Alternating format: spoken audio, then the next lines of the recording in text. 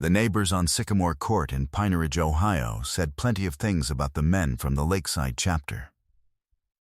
They said, loud. They said, rough. They said, not the kind of people you want around. They said it in the careful way that people say things when they want to be understood without being quoted. Over back fences, and in the Kroger checkout line, and at the edge of the church parking lot on Sunday mornings when certain trucks were not present. They said, there goes the neighborhood. They said, dangerous. Trouble.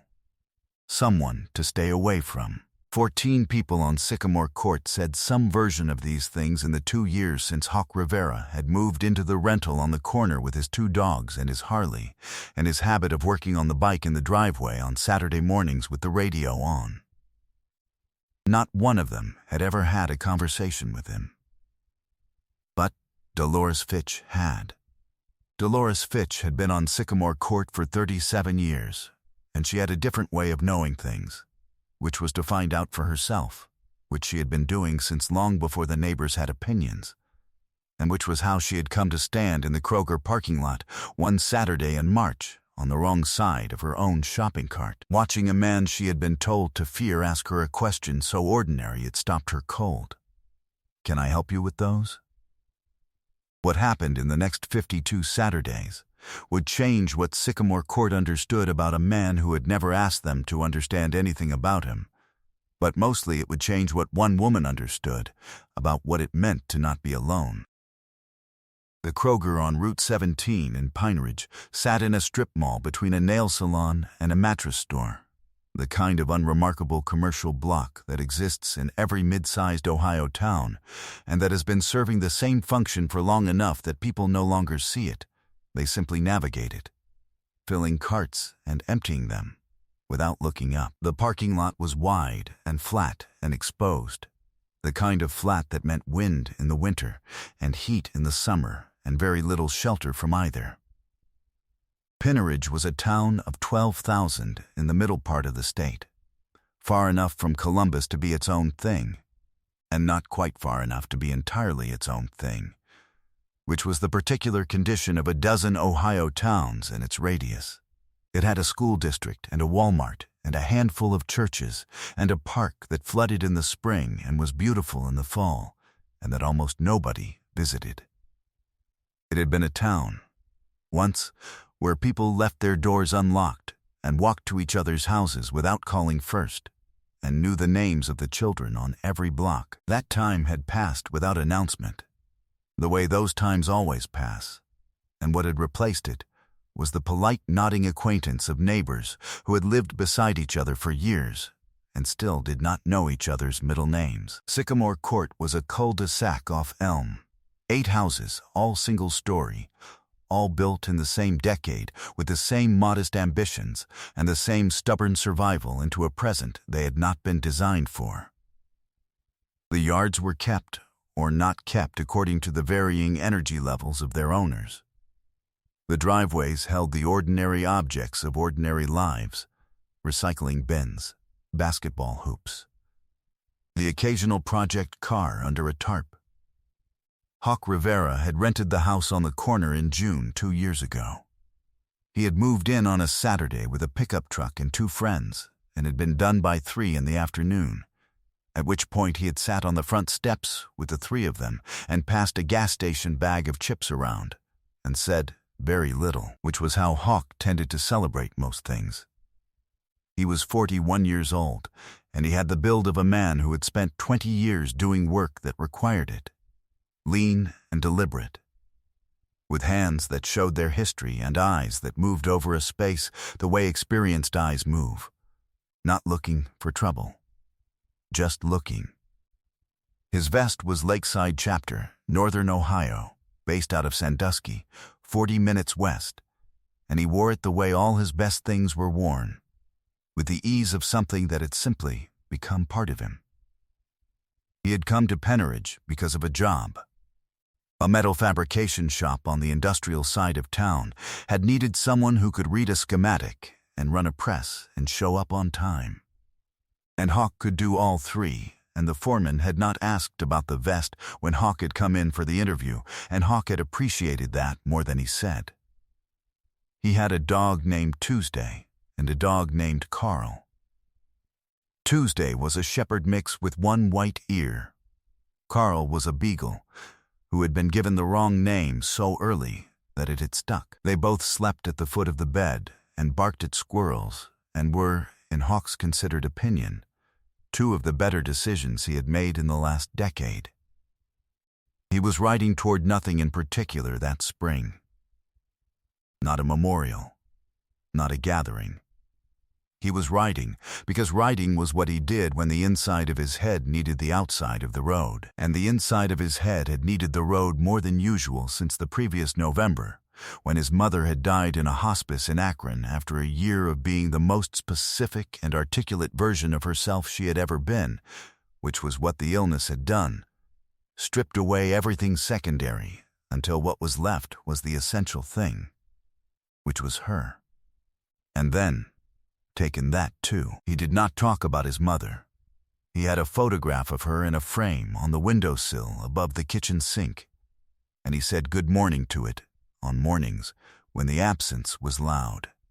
And that was the extent of his public grief. He had been in Penridge for 9 months, which was long enough to know the Kroger layout and the school dismissal traffic pattern, and the name of the woman at the coffee cart outside the hardware store, who always had his order started before he reached the window.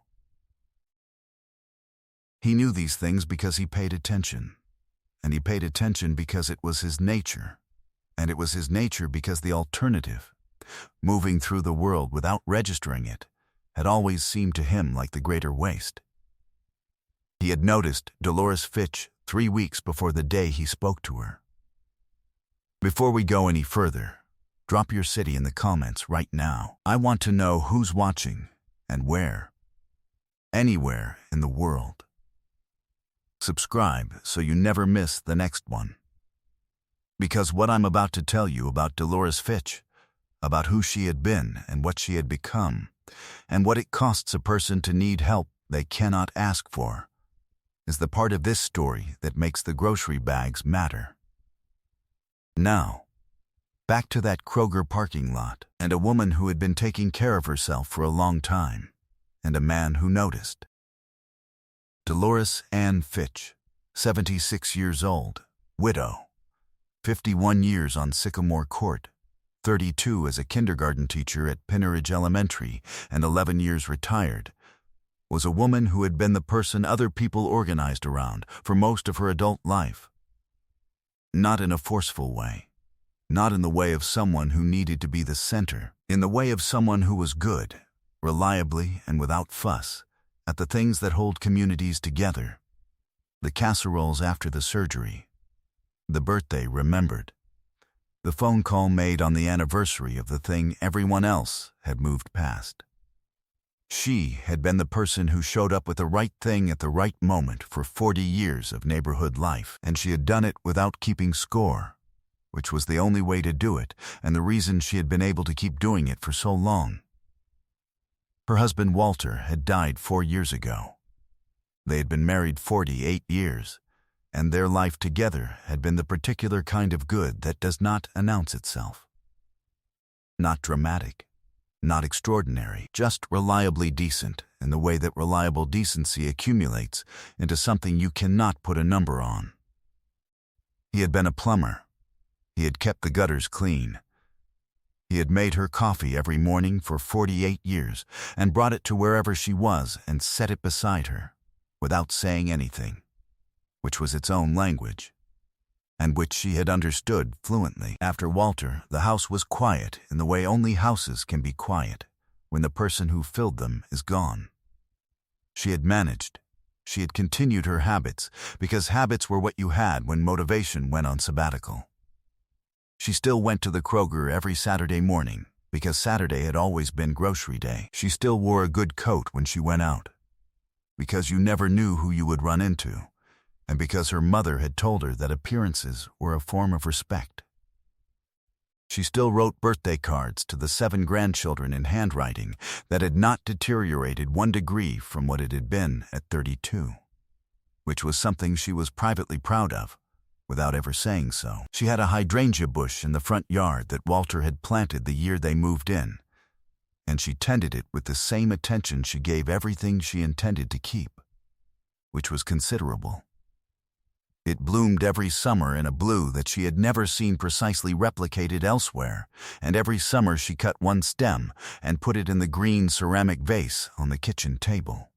And every summer she told Walter about it in the way she told him things now, not aloud, not formally, just in the ongoing conversation she had with his absence, which had not ended simply because he was no longer there to hear it.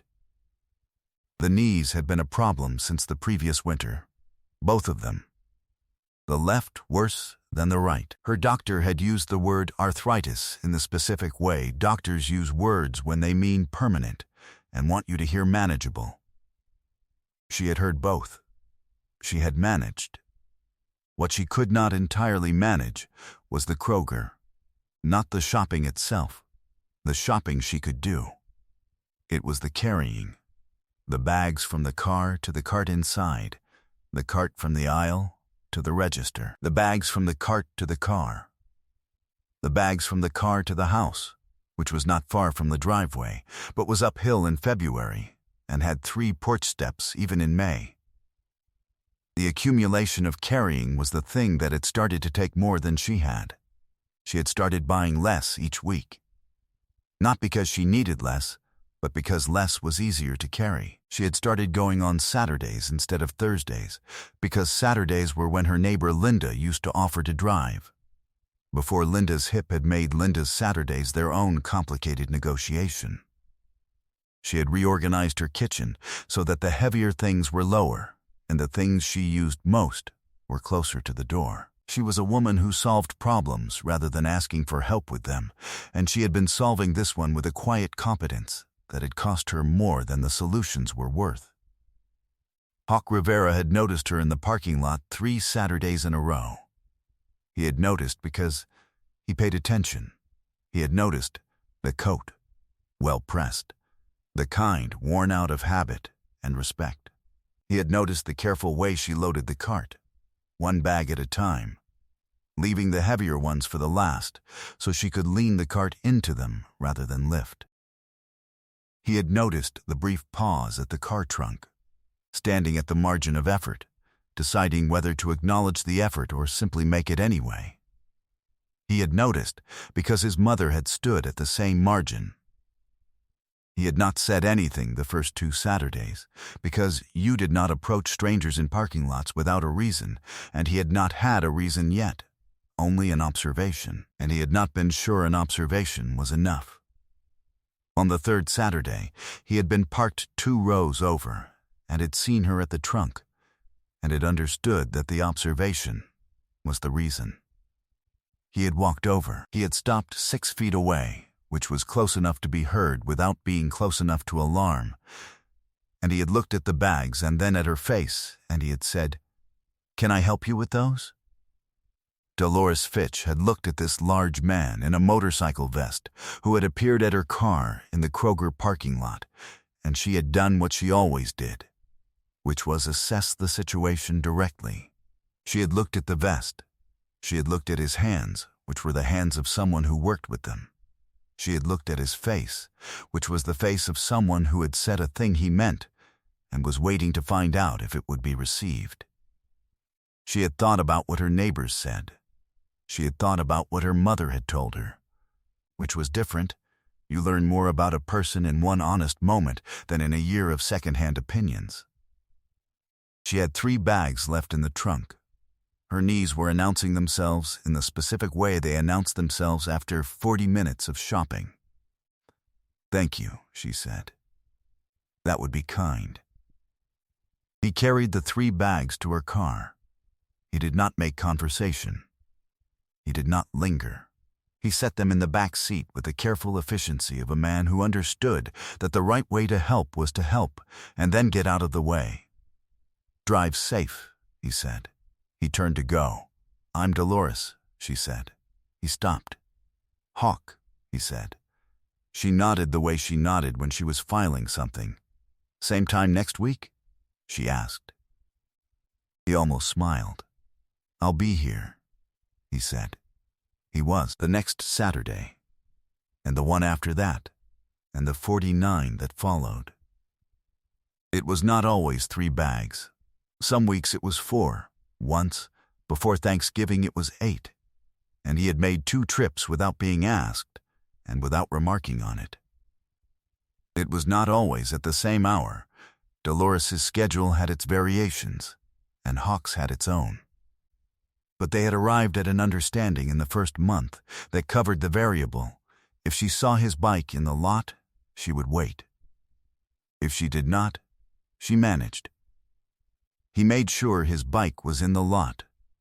He did not always carry the bags to her house. For the first 6 weeks, he carried them only to her car. Then, one October Saturday, when the temperature had dropped 20 degrees overnight, and the wind was doing the thing Ohio wind does in October, finding every seam in every coat, he had said, "Let me take them up." She had looked at him. "You don't have to," she said. "I know," he said. He had carried them up the 3 porch steps and set them inside the door and met the hydrangea bush on the way, brown-stemmed and dormant in October, the way hydrangeas go, and it said, "Nice bush." Dolores had looked at it. "Walter planted it," she said, 51 years ago. "It's healthy," Hawk said. She had looked at him. "Yes," she said, "it is." They had stood on the porch in the October cold for a moment, him large and deliberate, her in her good coat with the groceries inside the door. And in that moment, something had shifted between them in the specific way things shift when 2 people have crossed from transaction into something without a clean name. "Same time next week," she said. "I'll be here," he said. What the neighbors saw, those who paid attention, was a motorcycle in the Kroger lot on Saturdays, and a large man in a vest carrying grocery bags up Dolores Fitch's porch steps. What they said, at the back fence and in the Kroger checkout line and at the edge of the church parking lot, changed slowly, the way things change when evidence accumulates faster than assumptions do. In December, they still said, "Strange." In February, they said, "I suppose he's helping her." In April, they said nothing at all about it, which was its own kind of statement. In June, when the hydrangea came back in its specific blue and Dolores cut the first stem of the season and put it in the green ceramic vase, something else happened. Her neighbor Linda had seen Hawk carry the bags up the steps through her kitchen window and had stood at the window for a moment, watching, and had felt something that she did not immediately name, but that had something to do with what she had stopped doing for Dolores when her own hip had become complicated. She had picked up her phone and called Dolores. "I could drive you next week," she said, "if Hawk can't make it." Dolores had been quiet for a moment. "He always makes it," she said. "But you could come along." Linda had come along on the 3rd Saturday of June. She had stood in the Kroger bread aisle and watched Hawk Rivera carry a box of cereal from the top shelf that Dolores could not reach and hand it to her without comment and move on. And she had understood in that aisle something about the word trouble that she had been using for 2 years without earning the right to. The man across the street, whose name was Pete, had seen Hawk helping with the porch steps in November during the ice and had come out and salted the walk without being asked. Not for Hawk. For Dolores, because he had watched the Saturday mornings long enough to understand that Dolores was a woman who deserved a salted walk and who had not had one since Walter. By the following March, the second spring, 3 neighbors had phone numbers for Dolores that they had not had before. Not because Hawk had organized anything, because he had shown up so consistently that the neighborhood had been forced, over the course of a year, to look at what was there. What was there was Dolores Fitch, 76 years old, 51 years on Sycamore Court, widow of Walter, grower of hydrangeas, writer of birthday cards in an uncorrupted hand. A woman who had been the person other people organized around for 40 years, and who had become invisible to the people around her in the way that certain women become invisible, not through anything they did wrong, but through the accumulated weight of a world that had started looking past them. She had not become visible again because Hawk Rivera had announced her.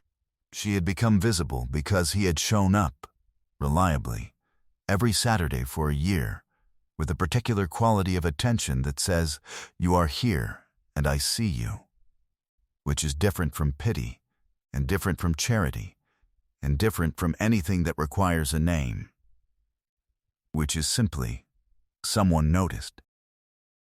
On the last Saturday of March, 52 weeks from the first, Dolores was waiting by her car when Hawk pulled into the lot. She had 3 bags. He had learned over the year that 3 was her standard, and 4 meant a holiday was coming, and 2 meant something was wrong that she was not going to mention. 3 was ordinary. 3 was fine. He took 2 bags.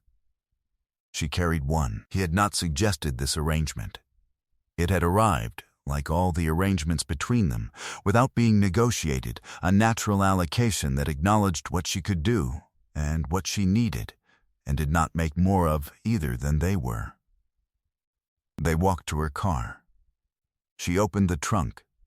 He set the bags in. 1 year, she said. He looked at her. "Since you first asked," she said. He looked at the bags in the trunk. He looked at the hydrangea, visible through the car window beyond, already showing the first green at the base of the stems that meant it was coming back again. "I didn't keep count," he said. "I did," she said. She closed the trunk. She turned to look at him, which she did directly, the way she had always done everything, without deflection, without softening. "I want to tell you something," she said. "All right," he said. "My neighbor Linda says she was wrong about you." She paused. "She didn't ask me to pass that along, but I think she would want you to know." Hawk was quiet, and Pete salted my walk all winter, she said. He said he should have been doing it for years. I think seeing you every Saturday made him look at things differently. She paused. "I don't say this to embarrass you," she said. "I say it because you should know that what you did was not a small thing, even though it was small. Do you understand the difference?" He looked at her. This was the quality of Dolores Fitch that he had come to understand over 52 Saturdays.